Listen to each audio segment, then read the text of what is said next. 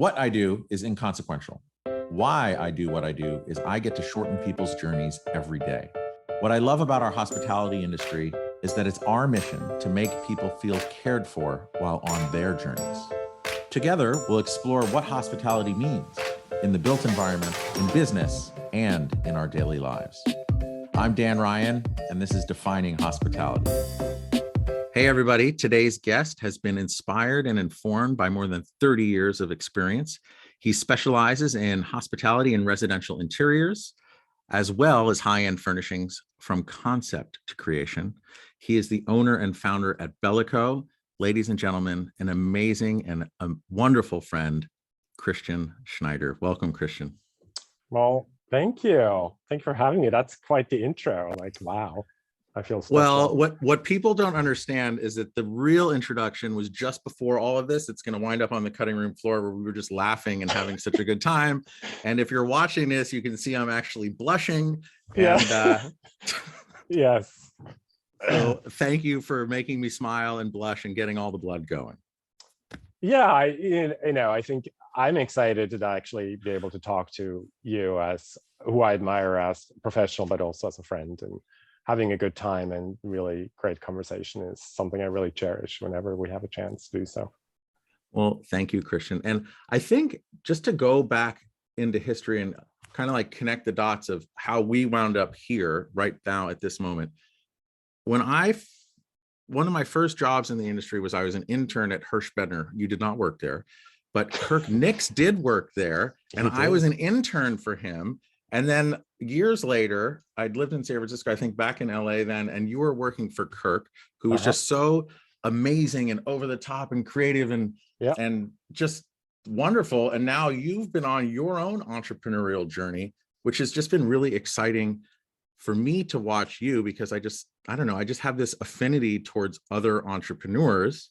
And I don't know, I just feel like in that shared entrepreneurial experience between you and me, I just think that we've had so many conversations that are not at the surface. Like, we really go deep, we're vulnerable, we're honest, and we just share a lot of our experiences with each other. And we've been all over the world together.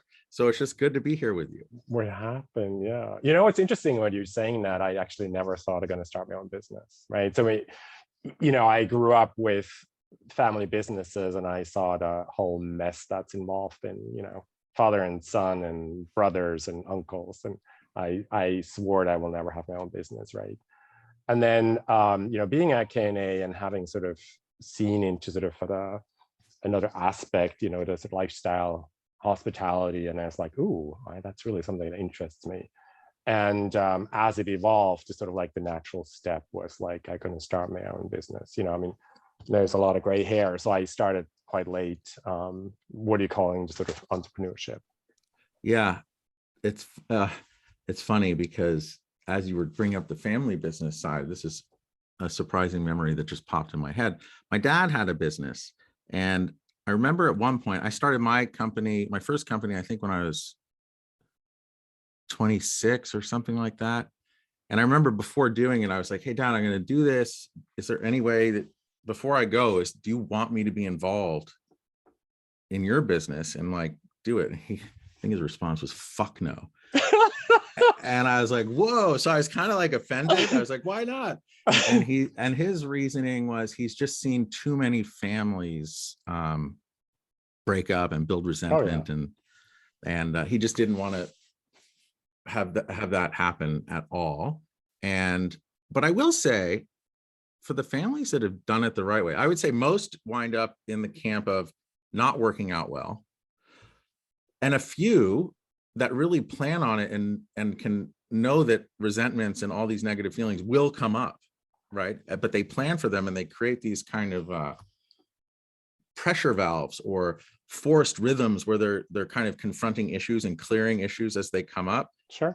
They've been super successful, and it actually, if done well, can draw a family closer together. I totally agree. I mean, I'm speaking just of like what I experienced. I see plenty of, like, in our industry, there's a lot of family businesses really, on owner side or, factory side, and they think they're, I admire them and they're making it work and they have great relationships, it seems. So yeah, for sure. Well, let's hope that it was really that he didn't want to create any future resentment, and he just didn't think I was a douchebag. Well, I had no interest. I had no interest going into like electrical engineering business. That was just like not even a question. So like, no. And is that what your parents did? Yeah. So my parents owned a electrical contracting and electrical engineering business. Yeah. Okay, so But that's I can't even amazing. screw in a light bulb. I mean, it's like I just have no interest. Okay, but you know what? You can design and place light bulbs everywhere. Yes. And you can get the lighting levels Yes. just right to make me Yes. look amazing. Yes, that I can do. That I Yeah. can totally do. So it's interesting. You grew up in Switzerland, and when I think of Switzerland, I think of that kind of concierge key, right? And all the famous hospitality schools and learning, and just all the leaders that have come out of Switzerland and kind of populated our industry. How do you think that happened? Like, where does that drive towards hospitality? And speaking for all Swiss people right now, you have a huge burden on your shoulder. Where does it? Why do I associate Switzerland and hospitality? I think what we as Swiss people had to, like, we have no access to an ocean. We have zero, like there's no oil, there's no gold, there's no nothing, right? Mm-hmm. So I think our culture is definitely towards service. We are a sort of geared towards being of service and providing good service, right? So banking service, hospitality service. So I think that sort of, I have a feeling where that's coming from. Really sort of, our strength is who we are as people, being of service.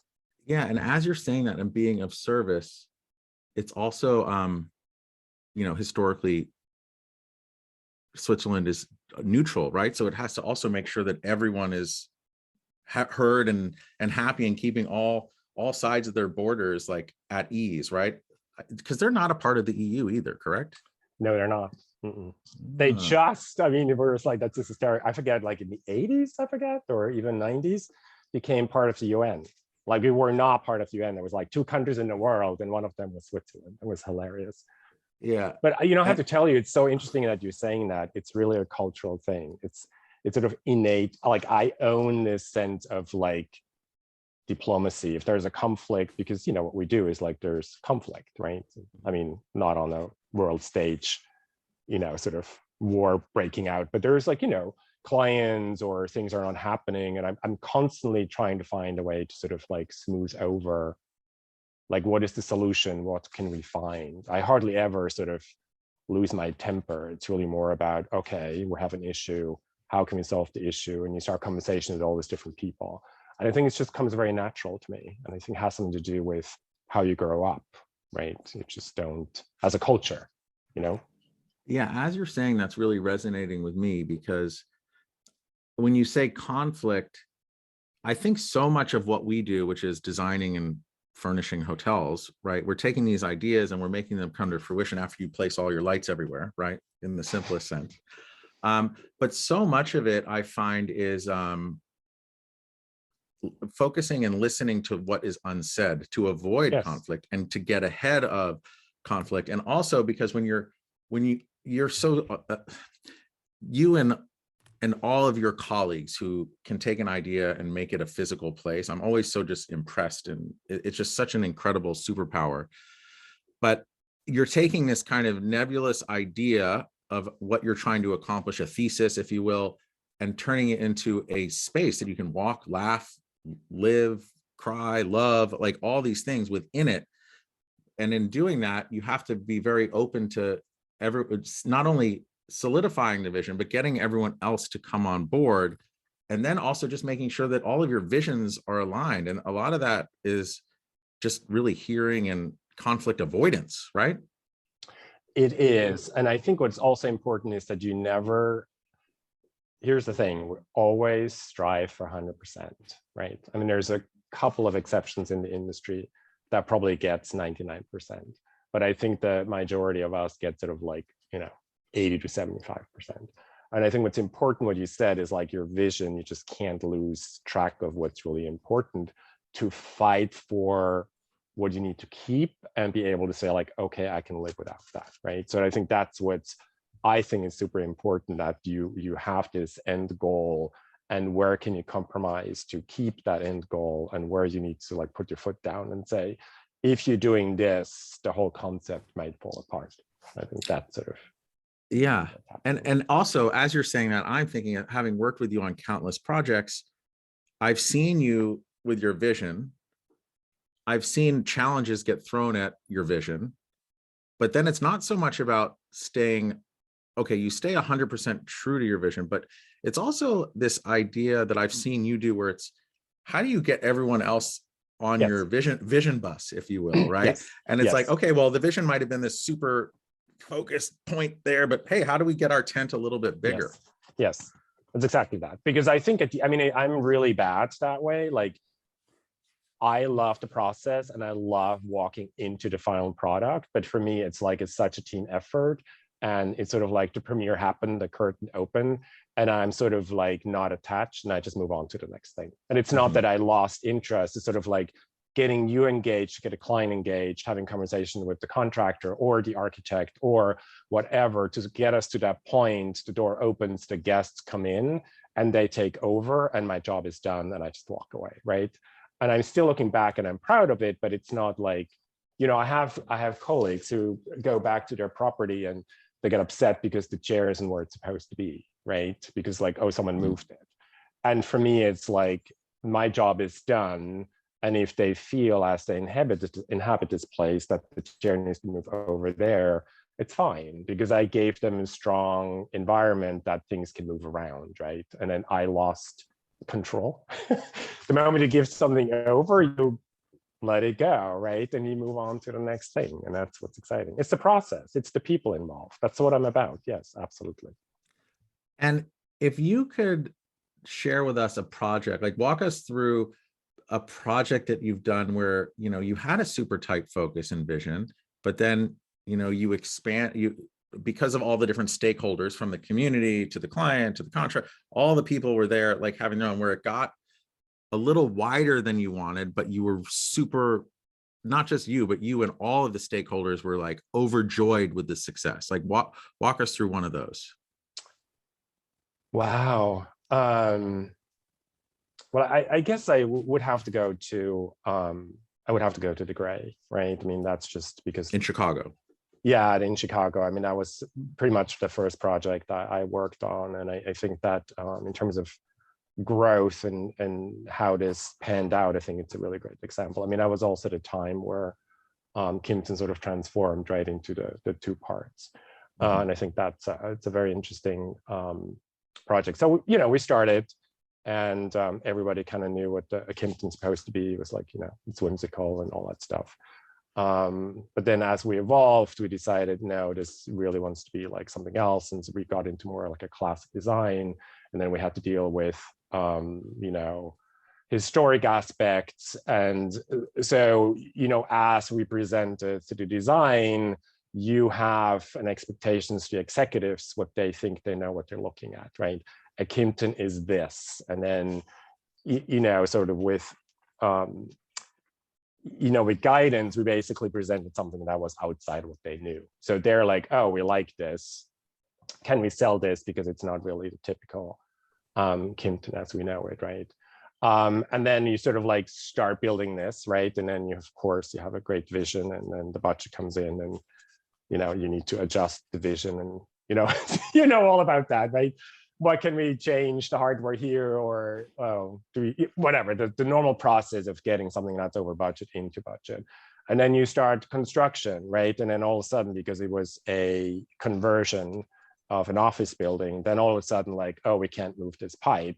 And then you have to sort of look into like, well, actually a better example is the elevator landings. I mean, if you go there, I mean, they're massive. They're, well, actually, that's what I wanted to say. I know you said it was an office building conversion to a hotel, but I just want to say it wasn't just a regular office building. It was a beautiful, yes, and I still, as a building, an incredibly beautiful office building. And I do in particular remember those elevators. So walk us through those elevator lobbies. And then, because I also think that as you tell this story, I think that all of the growth in aesthetic and design and vision in what that gray was to what it became, I think it also gave Kimpton a launch pad into growth and in where they're going and how they've grown globally. I think because it really helped them break away from what might have been seen as a traditional Kimpton.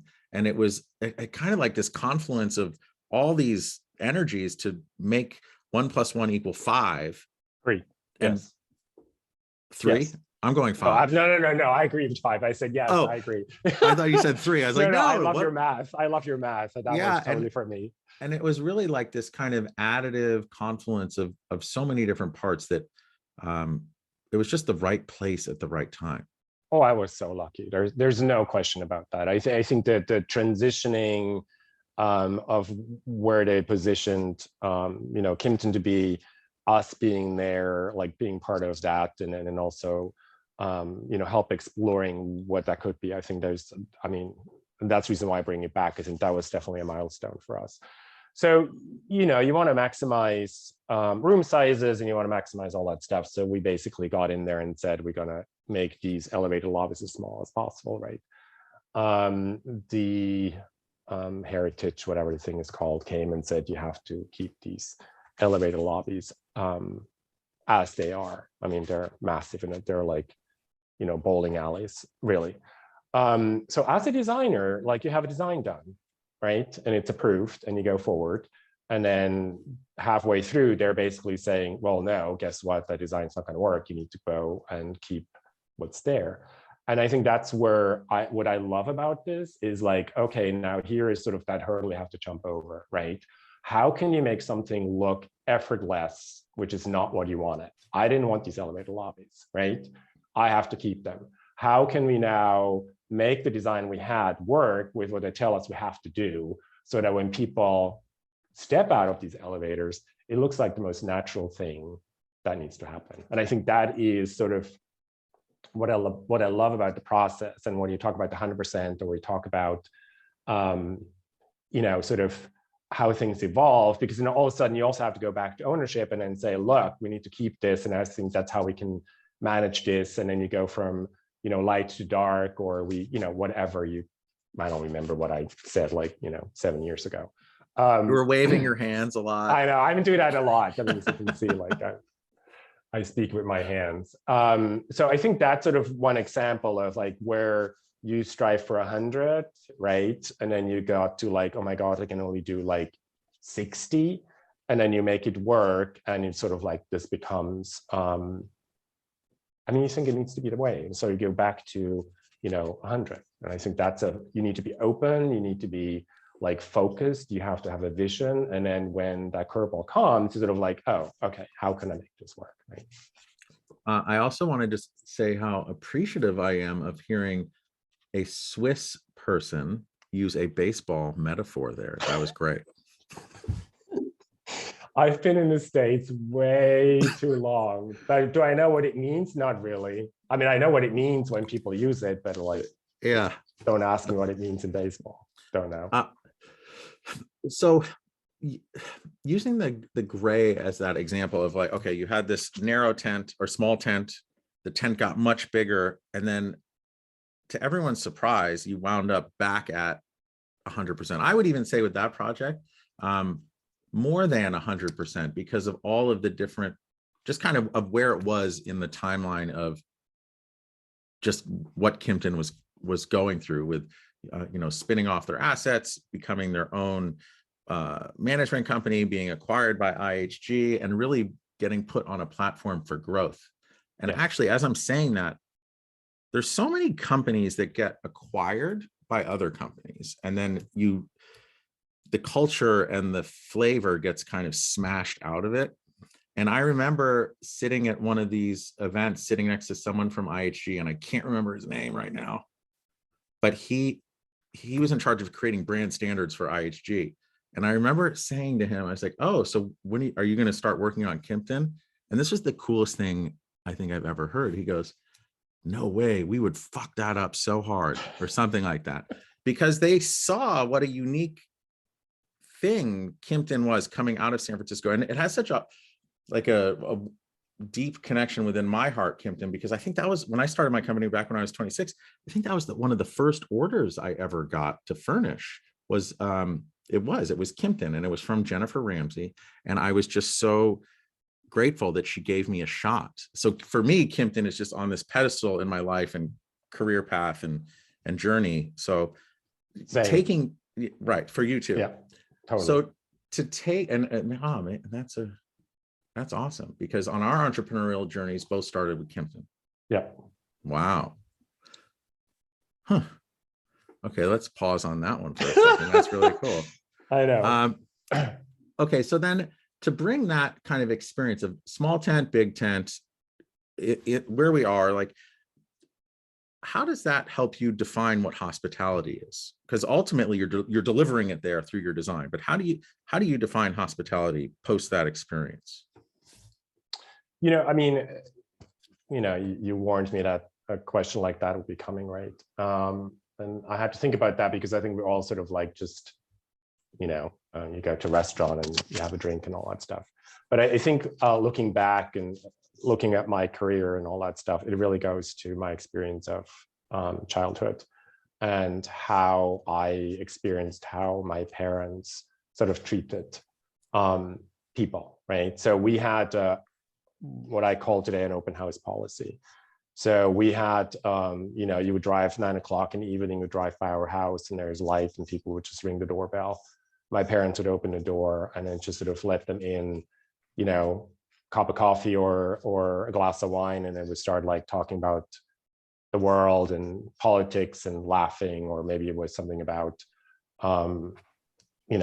I don't know, problems in families or whatever. So there was really sort of that openness, and you let people in, you allowed them a sense of like, you're always welcome. Like I would go, during the day, you would go home and my mom was sitting at a coffee table with a friend having coffee and they're talking about something. And for me, that is sort of that sense of hospitality, is about you're inviting people over. You don't really need to invite them over. You're just an open door and you're always welcome, and it doesn't matter, right? I mean, my dad, sometimes we would call it like the French goodbye. People show up at 9, at 11 o'clock, he sort of pretends going to the powder room and just disappears and goes to bed, right? But people then never felt like, no, it's time for me to leave, because my mom was still engaging with them in the conversations, right? And we as kids were part of that, engaging in conversations, learning about politics, and being sort of part of that grown-up sensibility. And it's to this day, when we have dinner parties or people coming over, it's a little bit of a casual affair for me, because sort of like, you are welcome whoever or however you are, and you're going to be, I want to give you the platform to be who you are, sort of accommodating, being of service again. So you need like a firmer pillow, I can find that for you. Or, I try to accommodate. At the same time, it's never stiff or formal, if that makes any sense, right? So if you look at what I actually do and my team does, it's really the lifestyle and residential. And I think there is a certain attitude towards people coming to you, right? So for me, like the big box of 200 next to a convention center is a different attitude than 95 rooms. I mean, people know that it might be, a curio or a tapestry or whatever it is, right? Or a Kimpton, but it has its own name and people have their own personality, and you go there and it feels like you're going to someone's home, being invited to that. If you were like, when you go back and think about those dinner parties, like what's your earliest memory of that? And like, how do you, like, what's a thing that you really remember from your mom and dad of just an act that they did? Or I know their door was open, but like, how would they make others feel comfortable when they came in? Did they just greet them with a fondue pot? Or like, sorry, I had to do that. No, you, of course I had to say that. Like how, so yeah, how would they do that? What would the Schnyders do? Yeah, how would they make people feel at ease? So my parents hardly ever had dinner parties. That's not something they did. So it would be that my dad would be out and about and then call my mom and said, I'm bringing 3 people over, and my mom would just make pasta and, you know, have dinner and conversations, right? What did they do? I think it's a curiosity and an attitude towards other people. It's sort of like, I am curious what you can contribute to me, right? It's sort of like, let's have a conversation. Look, that's what I love about having a conversation with you, right? I don't know where this is going, right? But I'm curious where it's going, and I'm open about what may happen and come out of it, right? So you basically have an environment, you know, I grew up my parents were quite stylish when they got a bit more conservative when they got older, but when they were younger, they were sort of like, you know, stylish, but it was very eclectic. And the home there was no formality. So you walked in there, you sat on a comfortable chair, and they started like having conversations over a glass of wine or whatever. So it was about, I am curious what you have to contribute to me. And that openness, I think, is really what was an invitation for people to show up, because they knew they were welcome, and my parents be interested in what they had to say. Even if it is like, you know, my wife just cheated on me or whatever, right? It's sort of, there was no limits to what the conversation might be. Yeah, and if just on using that example, there's like almost no limit and no judgment, right? Correct. Well, so this is interesting. So I can say my mom passed a long time ago, so I can say that. So my mom was actually, she knew how the world would be and needs to be a perfect place. And she did not hold back on the opinion about that, right? So the conversations would get sometimes heated, because as open as she was, what you have to contribute, she would also judge it towards like her point of how the world should be, right? So I think that's an interesting dynamic, her openness of like what you have to say combined with like, well, actually, what you're saying, I'm totally disagreeing with you, right? So I learned sort of that you can have different opinions about people, you still can be open and, you know, be engaged in something. And you may, after 2 hours, decide that there was no conclusion, that you both are wrong or you both are right, right? But there was an engaged conversation. I think that's something I appreciate to this day.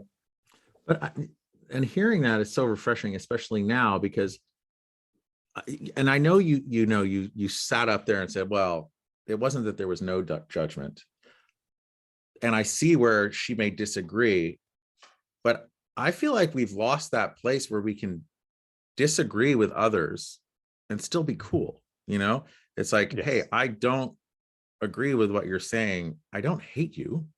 And yeah, tell me about like, how did you get there? I'm curious. Like, I don't agree with you. You'll probably never convince me to agree with you, but how did you get to that point? And I feel like that's missing from our discourse now. I totally agree. I think what I think is very, very interesting, and you know, I'm of a certain age. We just talked about that yesterday in the office. I'm a certain age, like technology, what I experienced from what was possible to where we are now, where you're basically holding a computer in your hands, is staggering, right? I mean, I remember when my dad walked in with the first, like, oh, look, a fax came in. Can you believe this is possible, right? But what happened is you had to interact with people face to face, right? So I feel, because you had to engage with people, there's a certain courtesy and a certain kindness towards others. So even if you disagree, you still have to go and meet. So I grew up in a very small town, right? So what was the nearest big city again? Well, Bern. Oh, Bern. Okay, so you're between Zurich and Geneva, right? Yeah, about halfway. Okay. Yeah, about halfway. As you know, Switzerland, when I say big, I mean, Bern has like 135,000 people living there. So it's like, and the trains are on time. The trains are in time, yes. I'm still in time, believe it or not. After 30 years in the States, I'm on time. But so what I think happened is, as we got into the computer on the hand and we start detaching ourselves from interacting with others, the language started changing. And I think we got more, we're getting less, we're filtering less of what we're saying. We're thinking less about the impact of our words to others, right? I mean, it's very hard, and I do the same thing. I'm guilty, right? There's a conflict, there's a phone, and there's an email. 95% of the time, we email because it's easier to say something unpleasant than picking up the phone and saying, this is not working, right? But the time where parents grew up, or I grew up, is like, you didn't have that option. You had to maybe write the letter and put it in the mail, which took like, whatever, 3 days before you got a response. So you were more in tune with the impact your words have on other people, right? And I think we're losing that, of like, words do matter, and you can say something in disagreement without being hurtful or mean about it, right? Yeah. And I want that back. I don't know, I'm a phone person to me, but it's also, we're all so busy and so crammed from Zoom to Zoom to Zoom to Zoom that it's hard. I think we're all being so much more efficient with our time now, but we're also losing out on a lot. Yeah. And I think you can say something very open. You just cannot come from a mean place. I mean, you and I had, in terms of business, had to have frank conversations where like, this is not working or whatever, but I never come from a mean place. You're doing the best you can. I'm doing the best you can. I can. And then let's figure out how we can solve the problem. And it's not like you are, a loser, or I don't want to use any other sort of word to people against me. You're an asshole. Right now, exactly. Thank you for saying that, right? Yeah. You're not getting anything done, and you're not, Yeah. right? Totally. And I think a lot of that also comes from just good intentions, right? Yes. Yeah. Totally agree. So kind of as you're seeing where we are and you're looking forward and, kind of going with that theme of, not of missing out on connection, right? I think that we're all starved from in a certain level, or travel or experience. What's keeping you up at night these days? You're like, where do I begin? No, it's look, I don't want to complain about it. Too much work. Yeah. And not enough people that really work using. I have an amazing team. I mean, I'm really lucky that you do. I'm drawn to great people, and it seems to be working out really well. So we're a great team. And you're a small business, you're saying yes to what's coming in because you're freaking out it's not coming in, and all of a sudden you have a lot of work. And we're definitely in a difficult time where it's hard to find the people that fit. Yeah. You know what? I love how you say fit also, because to me, over the years, I found that, okay, hiring for culture or for that fit is so hard. First of all, you have to know what your fit is. You have to know what your culture is. But it's almost like I believe hire for fit, and then the rest kind of follows suit. Because if you're aligned on your outlook in life and the world, and kind of just what's expected from values, and the values can be anywhere, everyone else can figure it out. So how do you find fit for your team? Like, what does fit mean to you? One of my team members said something very interesting. She said, like, we're all a bit weird. And that to me was like amazing, because it's about, you should be able to be yourself, right? Because I feel that if you're yourself, you come to work and you're having a great time, you produce and you're being productive. Yeah. I love people who are unafraid of just being themselves, right? And I want to allow that platform for people to show up and be themselves and be a little bit weird, if that's the case. I don't think they are.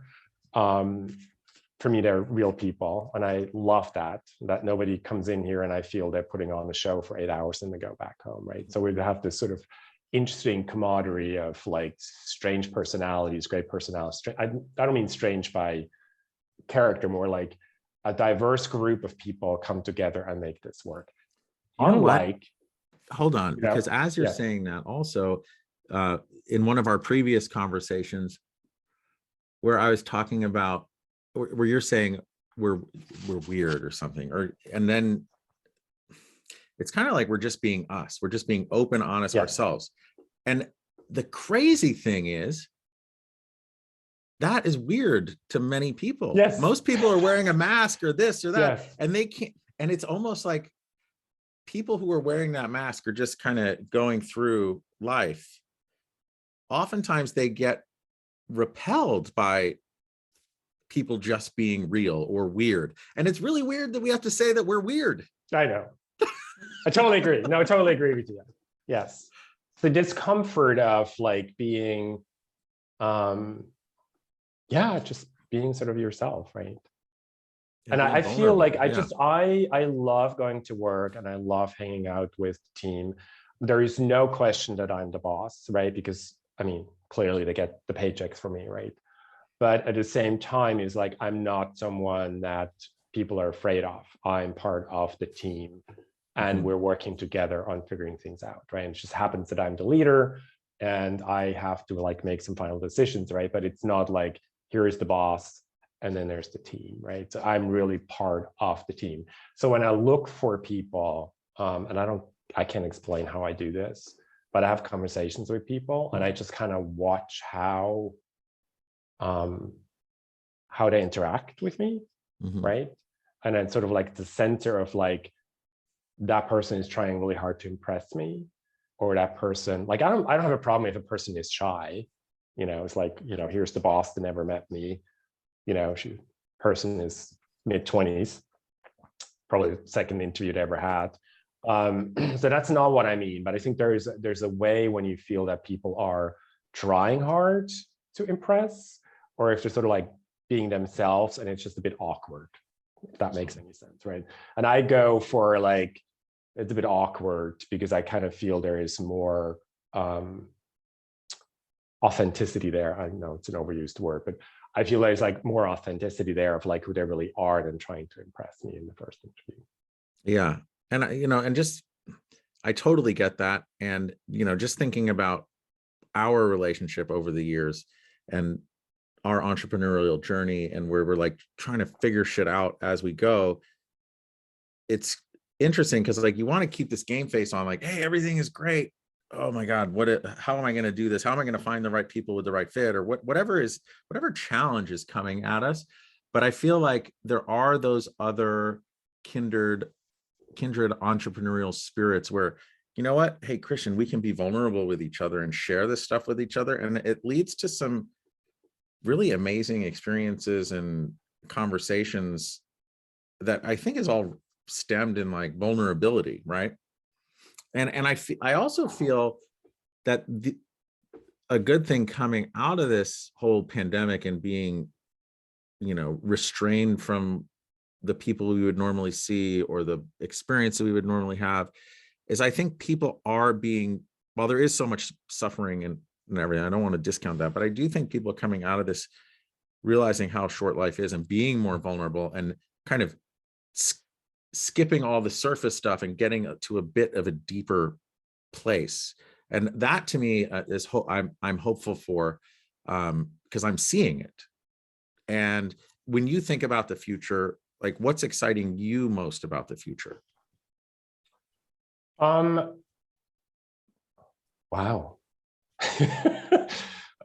World peace. No, well, it's just, I guess he's not on the Lakers anymore. No, this is a big question. I think what you just said about, you know, people connecting, and, you know, I've connected with some people haven't on a level before pandemic, sort of like you lived your life and then all of a sudden you sort of connect and you do Zoom meetings, and, you know, we haven't done that before. I am hoping what you're saying is true, that people are a little bit more unafraid of sharing a little bit more what's going on in their lives. Because I think that we're all sometimes trying too hard to like show the best face, right? And I just don't think when I show you a deeper thought that's maybe not so attractive, I feel that at the end of the day, that makes you more attractive because you actually opened up part of who you are, and you show the trust in another person to share something that is maybe not as beautiful as you would like the world to know, right? Yeah.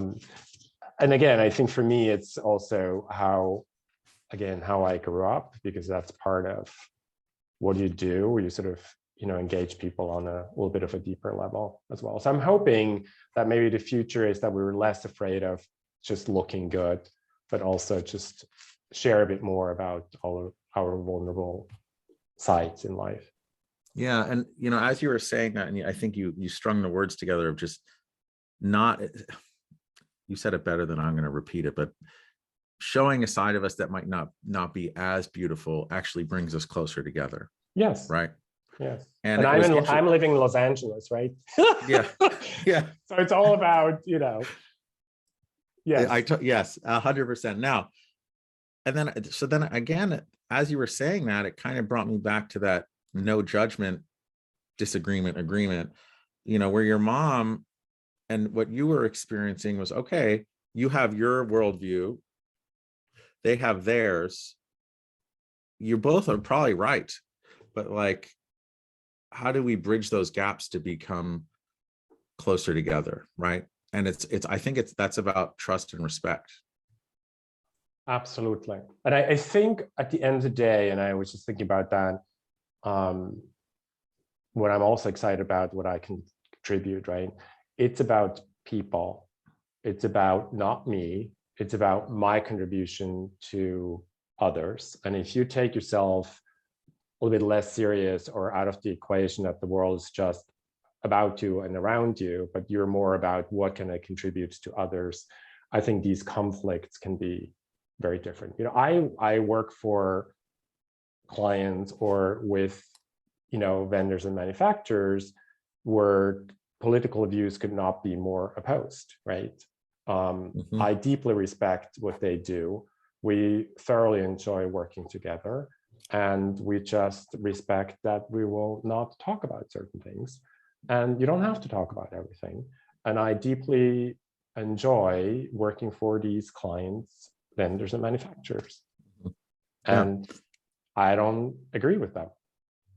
And that's okay. It's perfectly okay. Yeah. The world would be so boring, and if everybody would be the same. Well, look, world peace would happen if they were all like me. There's no question about that, right? But it would be really boring. Totally. And then you said something there. It was it's about people and what you can contribute to others, and then bringing that back to the whole Swiss idea of service, right? And that's kind of where hospitality is, because Yes. in a resource starved country, really the only way that you can make the people passing through is by serving them and making them feel comfortable, right? And then really honing that service. Then you said also earlier that there's, you're lacking oil and gold, but there's a lot of gold, and it's all hidden in those mountains. Right? Well, that's weird. Like, look, okay, that's like another podcast for like just talking about that. It's like, better not go there. But yes, there is some there's a lot of darkness there as well. Yes. Yeah. But it's interesting that. Well, hold on. Yes, darkness, yes, but also in that level of service too, there was this level of trust that also helped people say, oh, I trust the Swiss. Like it's, even what is it? The Pope has the Swiss guard surrounded around him, right? Yes, he does. Yeah, him. It's always been a him. I'm not. Yeah, maybe it'll change. We're not. Probably not in our lifetimes, but who knows? You never know. Progress, right? Yeah, progress exactly. But actually, it's interesting. So people love working with me as clients because I think at the end of the day, I give the sense of like, it will be okay. We'll get there, right? It's not out of control. We'll get you there. There's no drama. I get it. It's not going quite well right now, but just trust me, we'll get there. So the sense of security that I take care of them I have their best interest in mind as I do what I do. And I think that's the same as you just said, right? You sort of have that trust in there. But that's, I think it's a way of being, you know, and really sort of standing into like, what am I for others and what can I do? And I think that's hopefully what will continue the success of the company, not just doing great design, but also delivering that sort of service to our clients where they feel like taken care of. Yeah, I love that. Yeah. A guy said to me the other day, it was very interesting. He said to me, it's like, you're not designing for designers, you're designing for people. And I never thought about that, but he's absolutely right. Right. I'm not, so like, there are some amazing designers that I really admire, and I just always excited what is next, what they do. But they definitely have their brand and their design in mind, while I and my team really think more about how do people feel about it. I design for people and not for other designers. Actually, as you were saying that, it made me think of your design journey, because you went to a prestigious architecture school. You went to SciArc, right? Yes, I did. And you studied architecture. I did.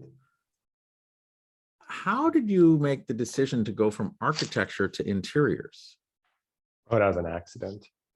So I'm way overeducated in architecture. So I, in Switzerland, started as a draftsman, and I got the bachelor's degree, and I was unhappy to have to be more to architecture. This cannot be it. And I got into the master's at SciArc. Amazing experience, go back into the world. And I'm like, I don't know. I just don't like architecture. I don't know. Just something about it. Just, I don't know why. And then I almost lost my visa and I needed a job. And a friend says, this interior designer has a job opening. And I was like, I take it. And then all of a sudden, when I start doing that, it's like, that's what was missing in my life. And what it is I am not an intellectual designer. I'm an emotional designer. Architecture and school tends to be a lot of theory, tends to be a lot of like analytics, and it's about, and I know it, and I love the idea of it, and I totally understand it, but I cannot connect.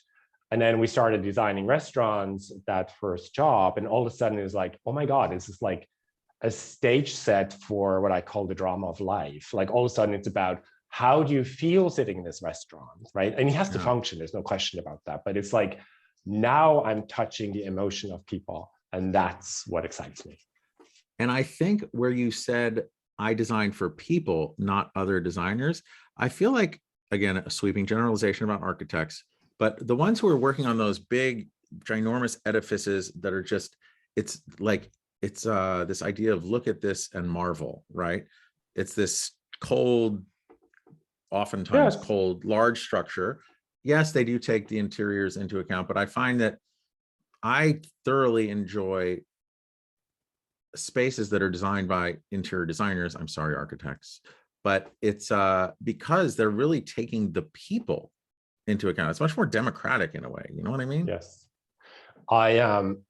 We have a small project in Palm Springs I'm super excited about.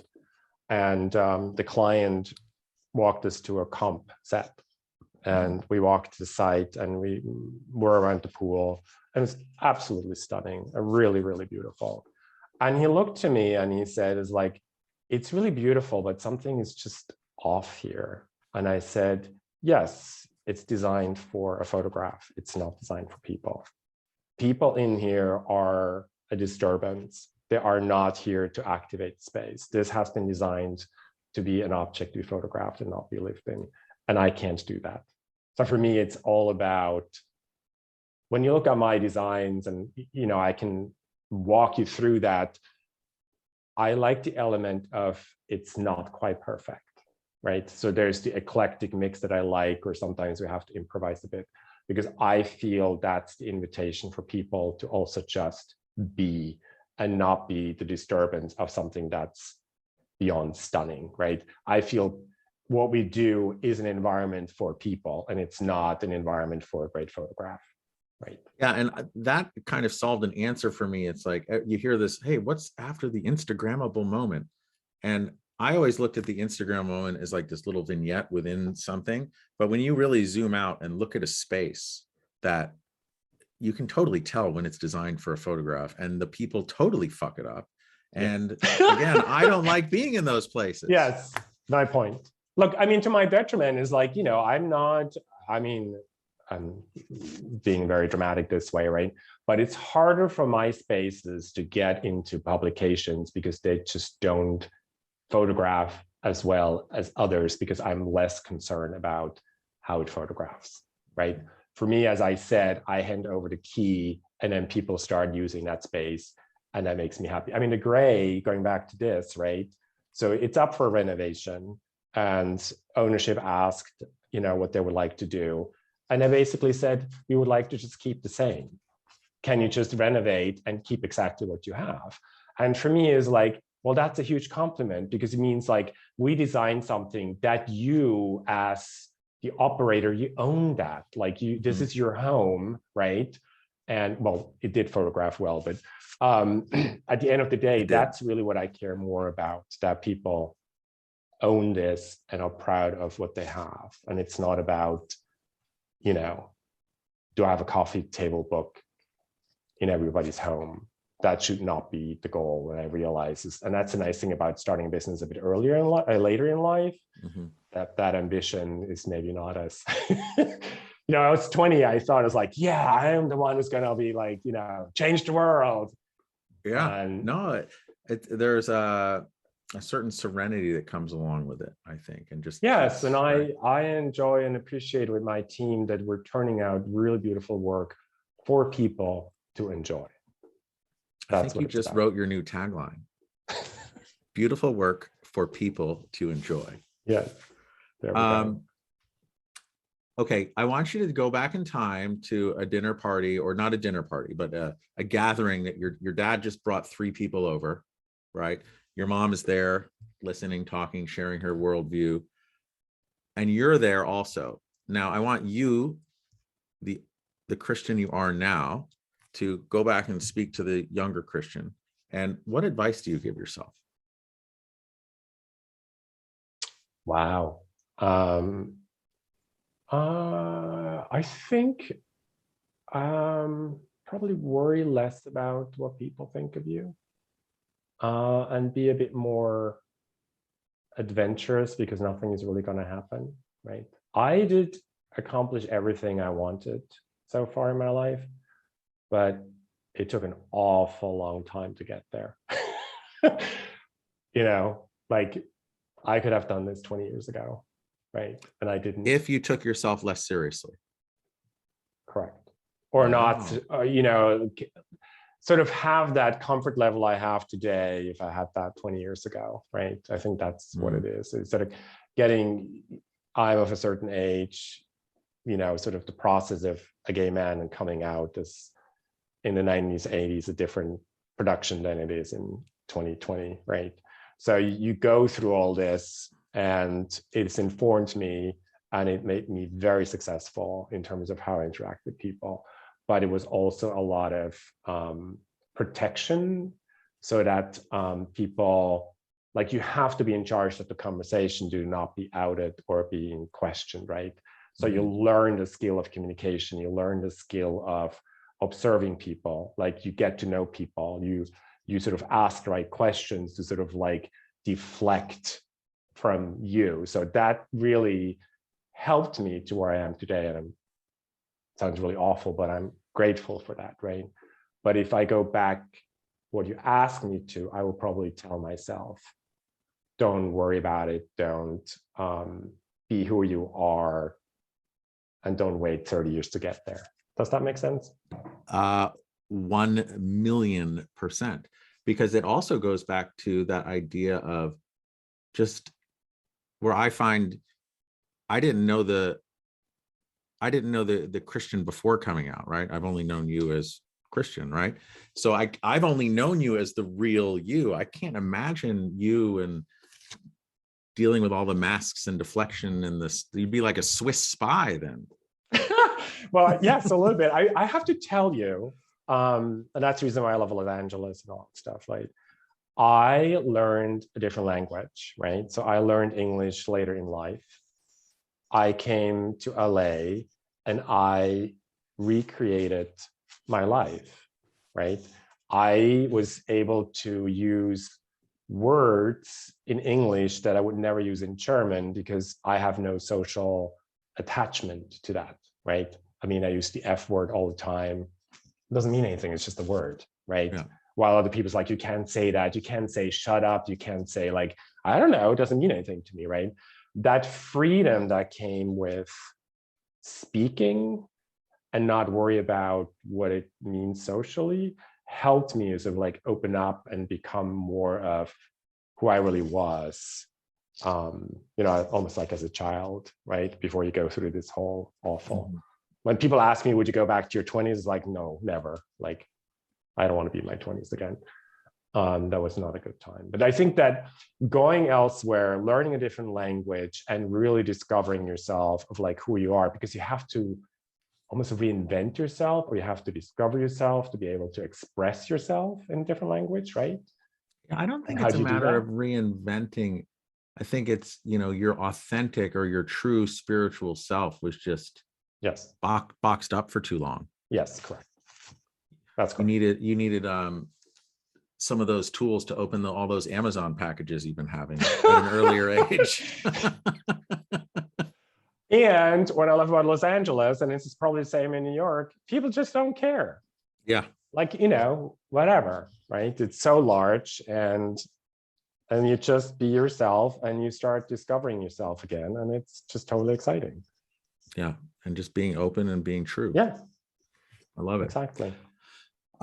Christian, this has been amazing. How do people get in touch with you if they want to apply for one of those jobs that you definitely need to hire? Well, there's two ways, right? So there's hello@belecodesign.com. And then on social media, all the handles are at belecodesign.com. And Beleco is spelled Beleco. And explaining what it means, again, that's a different podcast. Yes, we'll get you on for the meeting later. But I just want to obviously thank you. I mean, our friendship over the years has just been so important, and it was so good to see you in December and hug you. And that was, I can't believe it was fucking 2 years. So thank you Yes. for hugging me. Thank you for being here and giving me your time. And thank you, Christian. No, thank you. This has been extraordinary. I really, really appreciate it. Thank you. Yeah. And I want to say thank you to all of our listeners. If this has changed your view on how to give or receive hospitality, please pass it along to your friends. We're growing and growing, and we just love getting the word out there because hospitality makes a difference for everyone. Thank you. Goodbye.